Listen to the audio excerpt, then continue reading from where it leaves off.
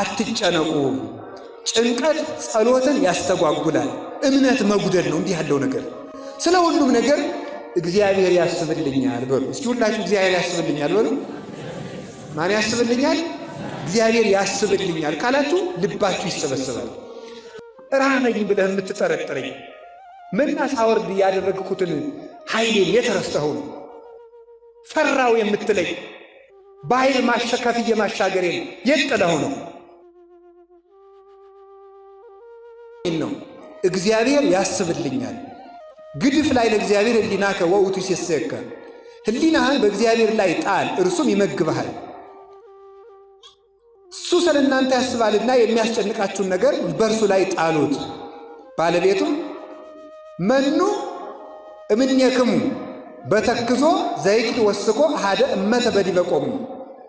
ከእናንተ መካከል ተጨንቆ በቁመቱ ላይ አንድ ክንድ መጨመር የሚቻለው ማን ነው? ስለዚህ ይላችኋለሁ አትጨነቁ። ስለ መብል የምትጨነቁ እንደሆነ ርዩ አዕዋፈ ሰማይ እለይዘሩ ወያርሩ ወያስተጋቡ ውስተ አብያት። የማይዘሩ የማያጭዱ የሰማይ ወፎችን በጎተራ በሪቅ የማይሰበስቡ እነርሱን ተመልከቱ። እስመ አቡክሙ ሰማያዊ ይሴስዮሙ የሰማይ አባታችሁ ይመግባቸዋል። ስለዚህ እናንተም ስለምን ለምን ትጨነቃላችሁ? አኮኑ ነፍስ ታጽእ እምሴሲል ወሥጋኒ ማራዝ። ነፍስ ደም እስካለ ድረስ ትኖራለች። ደም ከደረቀ ነፍስ ይወጣል። ነፍስ እንድትኖር ደም ያስፈልጋል። ደም እንዲኖር ምግብ ያስፈልጋል። ለነፍስ የሚረባትን ምግብ ከመስጠትማ ነፍስን መፍጠር አይበልጥምን? ወሥጋኒ ማራዝ ለሥጋ የሚገባውን ልብስ ከመስጠትማ ሥጋን ካፈር አንስቶ መፍጠር አይበልጥምን? ስለዚህ እናንተ እምነት የጎደላችሁ ስለምን ትጨነቃላችሁ? አኮኑ አንትሙ ትዔይስዎሙ ከአዕዋፍማ እናንተ አትሻሉምን? አንድም እስራኤል ዘሥጋን ተመልከቷቸው። ወፍ የተባሉ እነሱ ናቸው። ወፍ ርስት እንደሌለው ርስት ሳይወርሱ በበረሃ በመና በደመና ይመግባቸው ነበርና እነሱን ተመልከቱ። ከወፎች እናንተ አትበልጡምን? ማለት ከእስራኤል እናንተ ትበልጣላችሁ።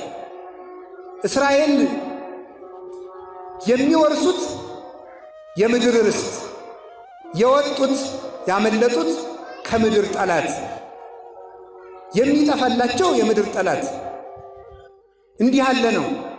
እናንተ ግን የምትወርሱት የሰማይ ርስት፣ የጠፋላችሁ የሰማይ ጠላት፣ ያመለጣችሁ ከዘላለም እሳት። እንዲህ ከሆነ በቃል ኪዳን ከከበሩት ከእስራኤልማ በልጅነት የከበራችሁ እናንተ አትበልጡምን? ስለዚህ ከእስራኤል የበለጠ ሐሳብ ይኖራችሁ። ለእስራኤል ካሰበላቸው ለእናንተማ እንዴት አያስብላችሁ? ቅዱስ ዮሐንስ አፈወርቅ ይህን ሲናገር የቅዱስ ጳውሎስን መልእክት ሲተረጉም ይትባረክ አቡሁ ለእግዚእነ አምላክነ ወመድኃኒነ ኢየሱስ ክርስቶስ ዘባረከነ በኩሉ በረከት መንፈሳዊት በኢየሱስ ክርስቶስ ዘበሰማያት። በሰማይ በጌታችን በመድኃኒታችን በኢየሱስ ክርስቶስ በሰማይ ባለ በረከት የባረከን የጌታችን የመድኃኒታችን ኢየሱስ ክርስቶስ አባት እግዚአብሔር ይመስገን ይላል። በሰማያዊ በረከት ያለው ለምንድን ነው? የቀድሞው አውራሹ ሙሴ ወራሾቹ እስራኤል፣ ዛሬ አውራሹ ክርስቶስ ወራሾቹ ክርስቲያን። የቀድሞው ርስቱ የሚነጠቅና የምድር ርስት፣ የዛሬው የሰማይ ርስት። የቀድሞው የዕድሜ በረከት፣ የዛሬው ደግሞ የዘላለም ዕድሜ የዘላለም ሕይወት። የቀድሞው ከፈርዖን ማምለጥ፣ የዛሬው ከዲያብሎስ ማምለጥ። የቀድሞው ከፈርዖን ሰራዊት ማምለጥ፣ የዛሬው ከዲያብሎስ ከአጋንንት እጅ መውጣት። የቀድሞው ከግብፅ መውጣት፣ የዛሬው ከሲኦል መውጣት። የቀድሞው የአብርሃም ልጅ መሆን፣ ዛሬ የእግዚአብሔር ልጅ መሆን። የቀድሞው እስራኤልን መውረስ፣ ዛሬ መንግሥተ ሰማያትን መውረስ። የቀድሞ በግ መብላት፣ ዛሬ ክርስቶስን መመገብ። ቀድሞ ከዓለት የፈለቀ ውሃ መጠጣት፣ ዛሬ የዘላለም ሕይወት ኢየሱስ ክርስቶስን ደም የሕይወት ውሃ ክርስቶስን መጠጣት። ቀድሞ እስራኤል ልብስ አልወለቀ ጫማ አላለቀ፣ ዛሬ ክርስቶስን መልበስ። በእንዲህ ያለ በረከት የባረከን ቀድሞ የእህል በረከት፣ ዛሬ ግን በረከታችን የኢየሱስ ክርስቶስ ሥጋና ደሙ። እክል ያጸና ኃይለ ሰብ የምድር እህል ቢበሉት የምድር ሥጋን ያበረታል። የክርስቶስን ሥጋ ቢመገቡት የሰማይ ኃይል ሰጥቶ ነፍስንም ሥጋንም አንድነት ያጸናቸዋል። ስለዚህ ለምግብ አትጨነቁ፣ ለልብሳችሁ አትጨነቁ። ወበይንተ አራዝኒ ምንተ ትብሉ ርዩ ጽጌሃተ ገዳም ዘከመ ይልህቁ። የምድረ በዳ አበቦች እንደምን እንደሚያድጉ ተመልከቷቸው። ሰሎሞን ጥቀ በኩሉ መኃይሊሁ ኢለብሰ ከመ አሐዱ ሁሉ። ሰሎሞን እንኳን በዚያ ባለጸግነቱ ከአበቦች እንዳንዱ አድርጎ አልለበሰም። ማለት የአበባ ምንጣፍ ቢያስነጥፍ አበቦችን አይቶ ነው። አበቦች ግን ከባህሪያቸው አንቅተው ይለብሳሉ። ወናሁ ጽጌ ገዳም ዘዮም ሃሎ ዘከመ ያለብሶ እግዚአብሔር። ነገ በሳት የሚቃጠለውን አበባ እግዚአብሔር እንዲህ በጌጥ በመዓዛ የሚያስጌጠው ከሆነ ኦ ሕጹፃን ሃይማኖት እፎኪያክሙ፣ እናንተ እምነት የጎደላችሁ እናንተንማ እንዴት አያላብሳችሁ? ስለዚህ ስለምን ለልብስ ትጨነቃላችሁ?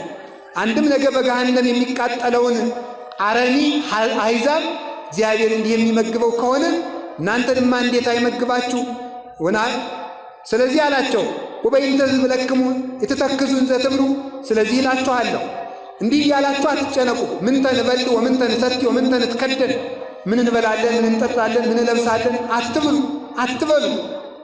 ወዘንተሰ ኩሉ አሕዛበ ምድር ዘአፋ ያሐስስዎ፣ እንዲህ ያለውን ጸሎትስ አሕዛብም ይጸልዩታል። አንትሙሰ መቅድመ ኩሉ ህሱ መንግሥቶ ወጽድቆ፣ እናንተ ከሁሉ አስቀድማችሁ ጽድቁን ፈልጉ። ወኩሉ ይትረሰከክሙ፣ ሌላው ይጨመረላችኋል አለ።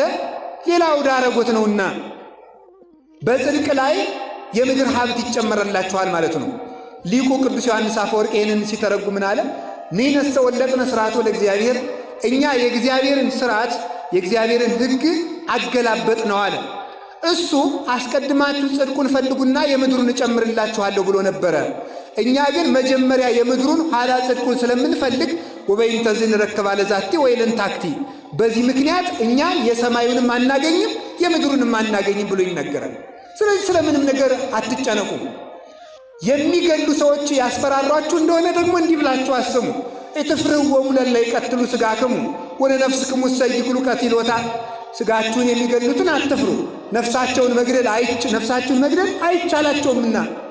ወባሕቱ ፍርህዎሰ ለዘቦ ሥልጣን ከመ ይግል ቀቲለ ሥጋሂ ወነፍሰሂ ህቡረ በውስተ ገሃነም።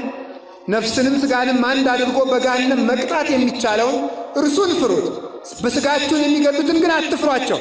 አንድ ቀን ቢገሏችሁ ሁልጊዜ አይገሏችሁም። በሥጋ ቢገሏችሁ በነፍስ አይገሏችሁም። በምድር ቢገሏችሁ በሰማይ አይገሏችሁምና እንዲህ ያለውንም ቢሆን አትፍሩ። ሙቶ የቀረ ክርስቶስ አለን? የለም፣ እሱ ተነስቷል። ክርስቶስ ሞቶ እንዳልቀረ ክርስቲያኑ ሞቶ አይቀርም። ሞት ወደ ክርስቶስ የምንሄድበት መንገድ ሆኖ ተለውጧል በክርስቶስ ሞት። አሁን ሞት ለክርስቲያን መንገዱ እንጂ መፍሪያው አይደለም። ስለዚህ አትጨነቁ። ጭንቀት ጸሎትን ያስተጓጉላል፣ እምነት መጉደል ነው። እንዲህ ያለው ነገር ስለ ሁሉም ነገር እግዚአብሔር ያስብልኛል በሉ። እስኪ ሁላችሁ እግዚአብሔር ያስብልኛል በሉ። ማን ያስብልኛል? እግዚአብሔር ያስብልኛል ካላችሁ ልባችሁ ይሰበሰባል። እግዚአብሔር ሰውን የሚወቅሰው አንዱ በታሪክ ነው። እግዚአብሔር በታሪክ ይወቅሳል ሰው። በታሪክ የሚወቅሰው ምንድን ነው? ራበኝ ብለህ የምትጠረጥረኝ መና ሳወርድ ያደረግኩትን ኃይሌን የተረስተኸው ነው። ፈራው የምትለኝ በኃይል ከፍዬ ማሻገሬን የጥለኸው ነው። እሳት ፈርቼ ካድኮ የምትለኝ ለሦስቱ ሕፃናት እሳት ማብረዴን የጥለኸው ነው። አውሬ ፈርቼ ካድኩ የምትለኝ ለዳንኤል የለጎንኩትን አናብስት የለጎንኳቸውን የተረስተሃቸው ነው። ውሃ ሞላብኝና ፈራው የምትል ለሐዋርያት የገሰጽኩትን በኃይል የጥለኸው ነው። ለእነሱ ያበረርኩትን ነፋስ የጥለኸው ነው። እግዚአብሔር የትናንትናውን አይቶ የሚታመን ነው። ለዚህ ነው ቅዱስ ጳውሎስ ኢየሱስ ክርስቶስ ዘትማልም ወዮም ወክመ ውእቱ እስከ ለዓለም፣ ክርስቶስ ትናንትም ዛሬም ያው ነው ብሎ የተናገረ ከዚህ የተነሳ ነው። ስለዚህ በጸሎታችን መሳተፍ አንዱ መሳተፍ ያለበት ምንድን ነው? ጆሮ መሳተፍ አለበት።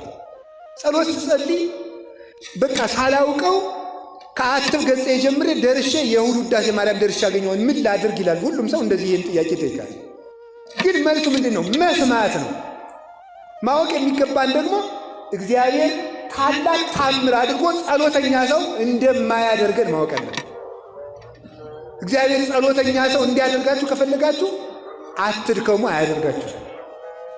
ለፍቶ ነው ጸሎተኛ የሚኮነው ተጸልዮ ነው። እስኪ በሉ ሁላችሁ ጸሎተኛ የሚኮነው ምን ተብሎ ነው? እስኪ ስለዚህ ለጸሎተኛነት ምን እናድርግ? እንጸልይ በሉ እንጂ ለጸሎተኛነት ምን እናድርግ? እንጸልይ። ስንጸልይ ምን እንሆናለን? በሉ እንጂ ጸሎተኛ እንሆናለን። ምን ይላሉ አባቶቻችን? የሌላን ሰው ራስ ቅቤ የሚቀባ ሰው የእሱ እጅ ቅቤ መንካቱ ይቀራል ይላል። ስለዚህ ጸሎትን ቅቤ ያደርጉት። ምንም እንኳን ጸሎታችን በረከት የማይገባው ቢሆንም እንኳን መንካታችን ግን አይቀርም። በረከት ማግኘታችን አይቀርም። አጋንንት መሸሻቸው አይቀርም። ጸሎታችን እኛ ባይገባን እንኳን ጋኔን ይገባዋል፣ ሰይጣን ይገባዋል እኮ በደንብ አድርጎ ነው የሚገባው። ይሰማል።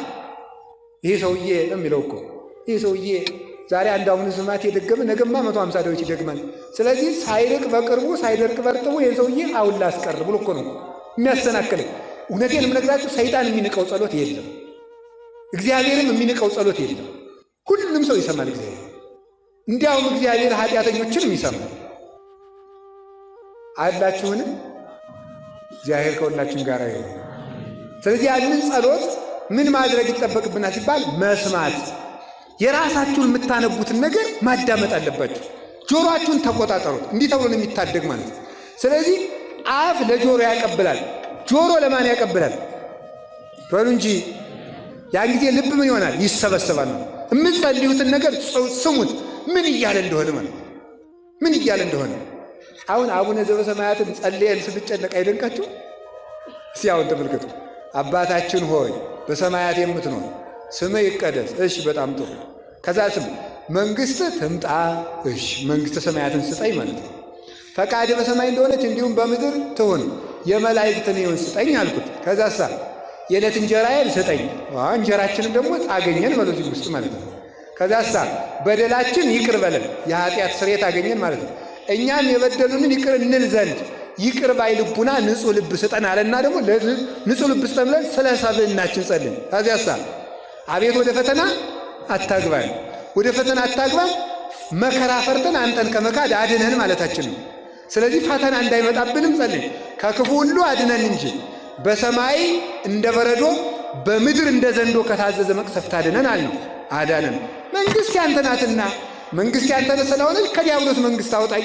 በቃ በዚህ ውስጥ ያልቀረበ አቤቱታ አለ? እስኪ ንገሩኝ፣ ያልቀረበ አቤቱታ አለ ወይ? ስለዚህ ጸሎታችሁን ስጨርሱ እንዲው ጌታ ሆይ አደራ እንዲው እንጀራም ስጠኝ እንዲህ ያለም ስጠኝ አይባልም። ቀርቧል እዚያው ውስጥ ማለት ነው። እዚያው ውስጥ ሁሉም ነገር ተጠናቆ ቀርቧል። ለእግዚአብሔር ሰምቷል። ይሄ ስለዚህ ጸሎት አታብዙ ያለ ማመልከቻ አታብዙ።